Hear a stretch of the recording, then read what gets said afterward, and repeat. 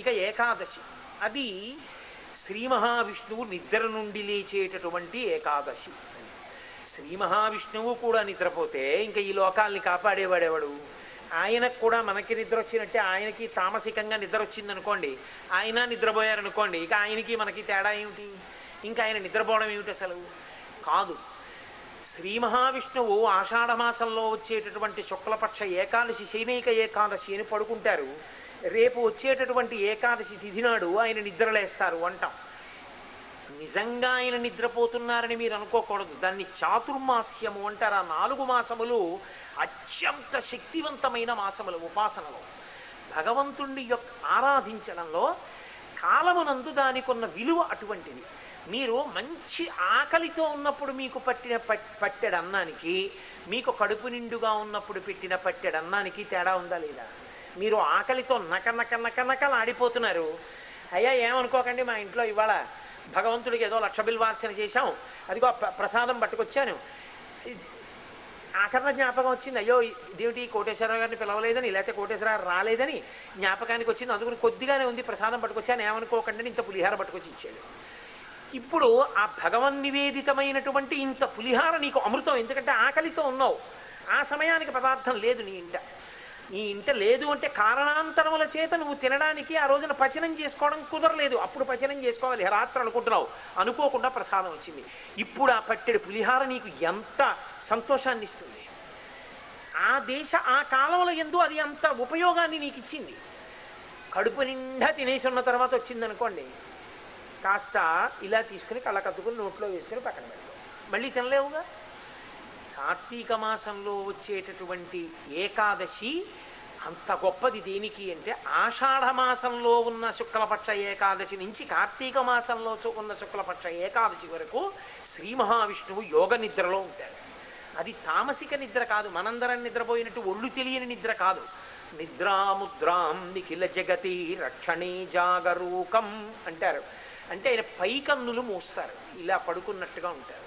కానీ ఆయన అంతర్నేత్రంతో మీరు ఎంత చిత్తశుద్ధితో భగవంతుణ్ణి ఆరాధిస్తున్నారన్న మీ మనస్సుని, మీ భక్తిని ఆయన చూస్తుంటారు.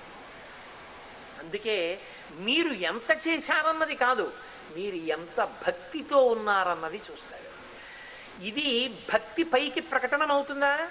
ఒకడు తీసుకొచ్చి పెద్ద రొట్ట పూజ చేస్తుంటాడు, కానీ లోపల ఆలోచనలన్నీ ఎక్కడో ఉంటాయి. ఏం ఉపయోగం? కాళికాలయంలో రామకృష్ణ పరమహంస కూర్చుని ఉన్నారు. మహారాణి ఎదురుగుండా వచ్చి కూర్చుని పూలదండలు కడుతోంది. రామకృష్ణ పరమహంస అకస్మాత్తుగా దిగి మహారాణి అని కూడా చూడకుండా లాగి లెంప మీద కొట్టాడు. ఆవిడ గిర్రని కళ్ళను నీళ్లు తిరిగి చెంప మీద చెయ్యి వేసుకుని కూర్చునిపోయింది. ఏమనలేదు రామకృష్ణ పరమహంస, పెద్ద ఆయన కొట్టారు. పక్కనున్న శిష్యులు అన్నారు, ఆ కూర్చున్న ఆవిడ మహారాణి అండి, అదేమిటి అలా కొట్టేశారు గభాలన, ఏం తప్పు చేసిందన్నారు. ఆమె అమ్మవారికి మాల కడుతోంది. అమ్మవారికి పుష్పమాల కడుతూ అమ్మవారి గురించి ఆలోచించకుండా రేపు పొద్దున్న న్యాయస్థానంలో ఆవిడ తీర్పు చెప్పవలసినటువంటి ఒక వ్యాజ్యం గురించి, దెబ్బలాడుకున్న 2 వ్యక్తుల మధ్య వచ్చిన తగాదా కారణం గురించి ఆలోచిస్తోంది.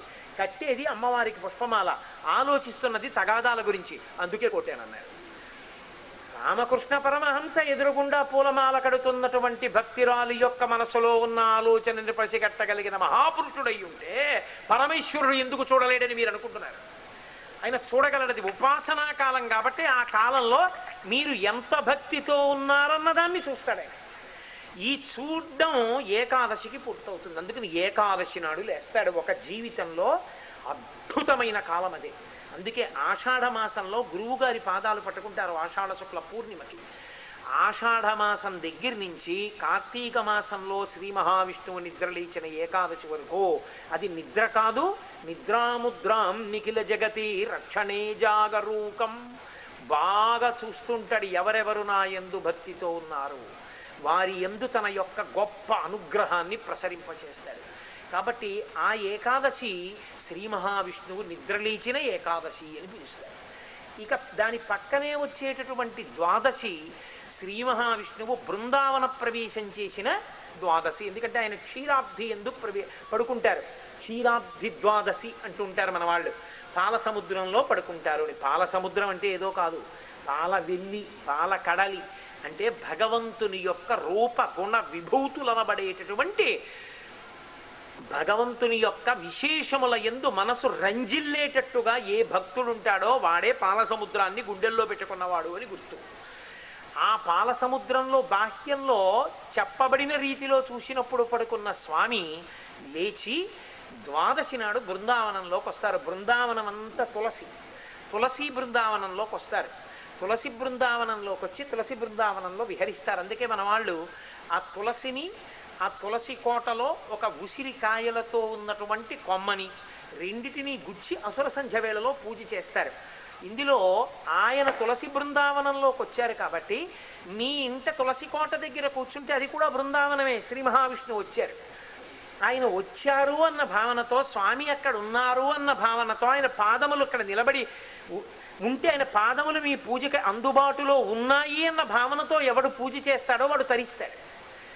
ఉసిరికాయని కూడా తీసుకొచ్చి పెడతారు. మహర్షులు ఏది చేసినా కేవలం లౌకికమైనటువంటి విషయమే కాదు, అందులో అంతర్లీనముగా ఒక గొప్ప గొప్ప ప్రయోజనాల్ని కూడా పెడతారు. కార్తీక మాసం దగ్గరికి వచ్చేటప్పటికి ఒక పెద్ద ఉపద్రవం ఒకటి వస్తుంది. ఏమిటా ఉపద్రవం అంటే సూర్యుడు తులారాశి వృశ్చిక రాశుల యందు ఉంటాడు. సూర్యుడు దూరంగా ఉంటే ఒక పెద్ద ఉపద్రవం వస్తుంది. ఆరోగ్యము క్షీణించిపోతుంది. ఆరోగ్యం భాస్కరాదిచ్చేత్. సూర్యుడు ఎప్పుడైతే దూరం అయ్యాడో, తేమ ఎప్పుడైతే పెరిగిందో, భూమి మీద నీరు ఎప్పుడైతే పెరిగిందో, చలిగాలి ఎప్పుడైతే పెరిగిపోయిందో, ప్రతి ఉపాధి యందు ఒక పెద్ద దోషం వచ్చేస్తుంది. ఏమిటా దోషం అంటే రక్తం ప్రసరించేటటువంటి నాళములు ఏ ఉంటాయో అవన్నీ సంకుచితమైపోతాయి, బాగా సన్నబడిపోతాయి. సహజం కదండి, అన్నీ ముడుచుకుంటాయి కదా చలిగాలికి, అందుకని సన్నబడతాయి. సన్నబడితే ఏమవుతుందంటే అందులోంచి రక్తం సరిగా ప్రవహించదు. ఎక్కడైనా కొవ్వు అడ్డుపడిందో దాని వలన పెద్ద పెద్ద ఉపద్రవాలు వస్తాయి. స్ట్రోక్స్ వచ్చాయంటే ఇవన్నీ చలికాలంలోనే వస్తాయి. పెను ప్రమాదములన్నీ చలికాలంలోనే రావడానికి కారణం అది సూర్యుడు దూరంగా ఉండడం. అందుకే ఏం చేస్తారంటే ప్రత్యేకించి కార్తీక మాసం అంతా దీపం పెడతారు. సంధ్యాదీపము అని సాయంకాలం ప్రతి ఇంటి ముందు దీపం పెడతారు. ప్రతిరోజు పూజా మందిరంలో దీపం పెడతారు. ఎందుకు పెడతారో తెలుసా అండి? దానికి ఆంతరమునందు దీపము పరంజ్యోతి నపుంసకలింగం. శివుడు కాదు, విష్ణువు కాదు, అంబిక కాదు, అందరూ అందులోనే ఉన్నారు, అందుకని పూజ చేస్తారు. కాదు, అసలు దీపం పెట్టడం అనేటటువంటి దాన్ని ఋషులు కార్తీక మాసంలో ఎందుకు పెంచారో తెలుసా? తైలము అంటాం, మీరు బాగా పట్టుకోవాలి ఈ విషయాన్ని. తైలము అన్న మాట ఎక్కడదో తెలుసా? తిలలోంచి వచ్చినది తైలం. నవధాన్యములు అని ఉంటాయి మనకి, బియ్యం, గోధుమలు, బొబ్బర్లు ఇలాంటివన్నీ ఉంటాయి. ఈ నవధాన్యములలో దేనిలోంచి నూనె రాదు, ఒక్క తిలలలోంచే వస్తుంది, నువ్వుల్లోంచే వస్తుంది. అది నల్ల నువ్వులు బాగా పిండితే అందులోంచి నూనె వస్తుంది. తిలలలోంచి, నువ్వులలోంచి వచ్చింది కాబట్టి దానికి నూనె, తైలము అని పేరు. సంస్కృతంలో తిలలోంచి వచ్చింది కాబట్టి తైలం. ఈ నువ్వులు ఎవరికి ప్రీతి అంటే శనిగ్రహానికి ప్రీతి. శనీశ్వరుడు కాడు, శనైశ్చరుడు. గ్రహమునకు ఈశ్వరత్వం లేదు. గ్రహము మెల్లిమెల్లిగా కదులుతాడు శనైశ్చరుడు. శనై చరహ, ఎక్కువ కాలం తీసుకుంటాడు కదలడానికి. అందుకే ఏళ్ళనాటి చెలిస్తే అన్ని రోజులు ఉన్నాడు అంటారు. మెల్లిగా నడుస్తాడు కాబట్టి శనై చరహ శనైశ్చరహ. శనీశ్వరుడు కాడు, శనైశ్చరుడు. ఆ శనైశ్వరుడి ప్రీతికి నువ్వులు ఇస్తాడు, నల్ల నువ్వులు. శనైశ్వరుడు దేనికి అధిదేవతో తెలుసా అండి? నాడులు అని ఉంటాయి. నాడులు పైకి కనపడవు. అందులో జీవనాడి అని ఒక నాడి ఉంటుంది మన శరీరంలో. ఈ జీవనాడి హృదయ స్పందనమును నియంత్రిస్తుంది. గుండె lub dub lub dub lub dub అని కొట్టుకోవడానికి కావలసినటువంటి శక్తిని జీవనాడి అయినటువంటి ఆ నాడి యొక్క బలం చేత గుండె కొట్టుకుంటుంది అని. ఇప్పుడు ఈ జీవనాడి ఏదైతే ఉందో దానికి అధిదేవత శనైశ్వరుడు. ఇప్పుడు ఈ శనైశ్వరుడు సూర్యుని యొక్క సంతానంలోని వాడు. ఇప్పుడు ఈయన సూర్యుడు ఎప్పుడైతే భూమికి బాగా దూరంగా ఉన్నాడో హృదయ స్పందనము మీద, హృదయ కవాటము మీద ప్రతికూల ధోరణి ఉంటుంది. ఇంకొక స్ట్రోక్ అనుకోండి పర్వాలేదు, హార్ట్ స్ట్రోక్ అనుకోండి మనిషే పడిపోతాడు. గుండెపోటు అంటే మనిషే పడిపోడు. ఇప్పుడు రక్షణకి ఏం చేస్తారంటే శనిగ్రహమునకు ప్రీతిపాత్రమైనటువంటి నువ్వుల నూనె తీసుకొచ్చి ప్రమిదలో పోసి దీపాన్ని వెలిగిస్తారు. ఆ దీపం పొగ ఏమవుతుంది? ఇంట్లో చేరుతుంది. ఈ పొగ ఇంటి యజమాని ఇంట్లో వాళ్ళు పీల్చారనుకోండి, పీలిస్తే అది నువ్వుల నూనె యొక్క దీపపు పొగ కాబట్టి అది లోపలికి పీల్చడం చేత హృదయ కవాటము జీవనాడి ఏదుందో దానికి అధిదేవత అయిన శనిగ్రహము సంతోషాన్ని పొందుతాడు. పొంది హృదయము దెబ్బ తినకుండా గుండె కాపాడబడుతుంది.